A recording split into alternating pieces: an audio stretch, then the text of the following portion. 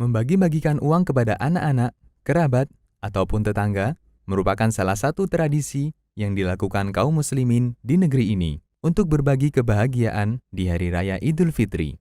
Sehingga beberapa hari menjelang Idul Fitri, ramai kita jumpai masyarakat berbondong-bondong menukarkan uangnya dengan nominal yang lebih kecil di tempat jasa penukaran uang lebaran, baik di lembaga keuangan maupun jasa penukaran uang musiman yang ada di pinggir-pinggir jalan.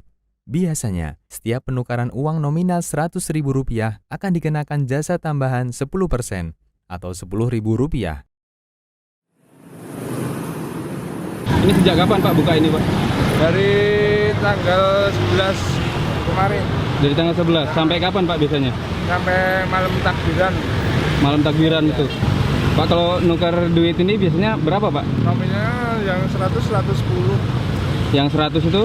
Yang pecahan 5.000, 20. Pecahan 5.000, 20? Ya. Yang 10.000 ya hari-hari. Sama biasanya 100-nya 110. Jadi per 100-nya 10%. Kalau udah menjelang mau Idul Fitri kurang 4 hari bisa naik, bisa 20% sampai 25%. 100.000-nya. Kalau tiap harinya ya bisa, kalau omset bisa 8 jutaan. Omset sehari berapa Pak? 8 juta sampai. Omset 8 juta ya? Ya. Nanti ya kadang-kadang kalau sepi ya bisa 4 juta. Terus kalau ini apa namanya? Fee-nya mungkin yang jualan atau mungkin ini ada juraganya Pak ya? Iya. Ada juraganya. Ada bosnya. Oh, ada bosnya gitu ya? Bosnya sendiri. Terus digaji gitu ya Bapak digaji? Ya, gaji. Gajinya nanti berapa? Kalau dihitung kan jualannya aja. Oh, per jualannya. Berarti ada target gitu mungkin. Targetnya berapa?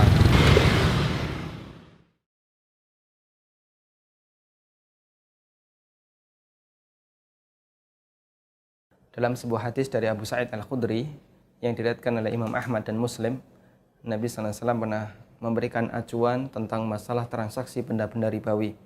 Beliau SAW mengatakan, "Adz-dzahabu bidz-dzahabi, wal fiddatu bil fiddah, wal burru bil burri, wasy-sya'iru bisy-sya'ir, wa at-tamru bit tamri, wal milhu bil milhi, mithlan bi mithlin, yadan bi yadin.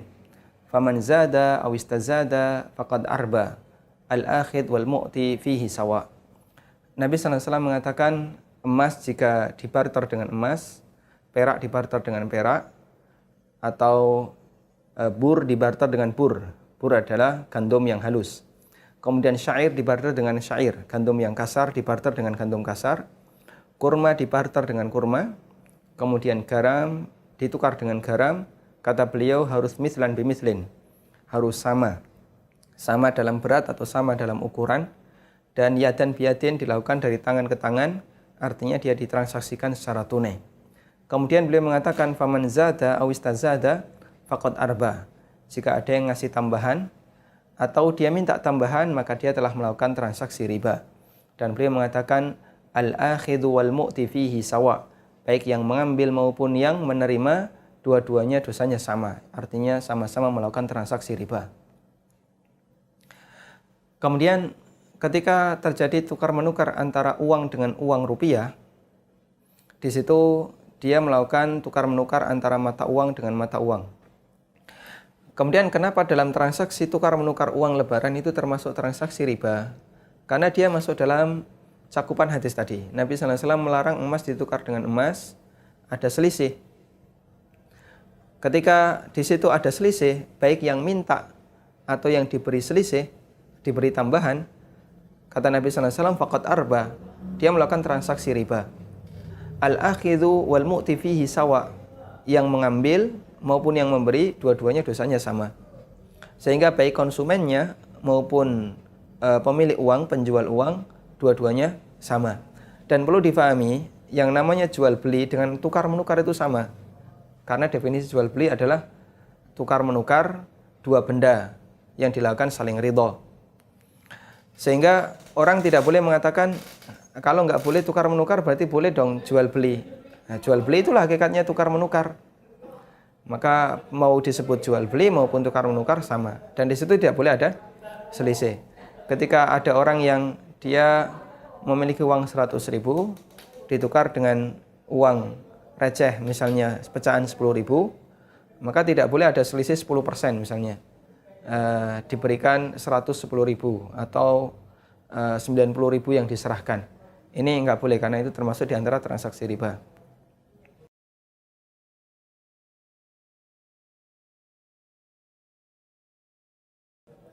Kemudian apa bahayanya?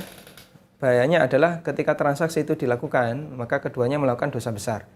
Karena riba ini dosa yang sangat besar. Bahkan Allah Subhanahu wa taala dalam Al-Qur'an menantang orang yang dia makan riba dengan tantangan perang, ya. Dengan tantangan perang, dan kata Ibnu Abbas itu terjadi ketika di padang mahsyar. Kemudian Nabi sallallahu alaihi wasallam juga menyebutkan ketika orang melakukan transaksi riba, maka hakikatnya dia telah melakukan perbuatan dosa yang paling kecil adalah seperti berzina dengan ibunya, sebagaimana dalam hadis riwayat Hakim. Karena itu kami sarankan kepada kaum muslimin dimanapun Anda berada, sebisa mungkin bersabar dan bersabar. Kita hindari transaksi-transaksi semacam ini, apalagi ketika itu dilakukan di bulan Ramadan. Dan maksiat yang dilakukan di bulan yang istimewa, di bulan yang mulia, nilai dosanya jauh lebih besar dibandingkan ketika maksiat itu dilakukan di luar bulan Ramadan atau di luar bulan yang mulia. Maka kita lebih baik bersabar dengan kemudian datang ke tempat penukaran yang di situ tidak ada kenaikan, misalnya di lembaga keuangan, dan itu bukan termasuk transaksi riba jika nilainya sama.